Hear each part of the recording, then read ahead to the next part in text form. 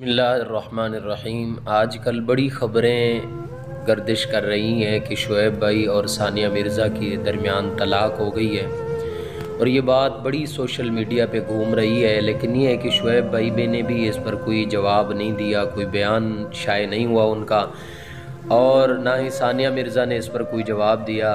याद रखें, कायनात के अंदर अगर अल्लाह ताला को कोई काम सबसे ज़्यादा गुस्से वाला अगर लगता है तो वो है अल्लाह ताला को ज़मीन पर किसी का घर टूटे, तलाक़ हो जाए।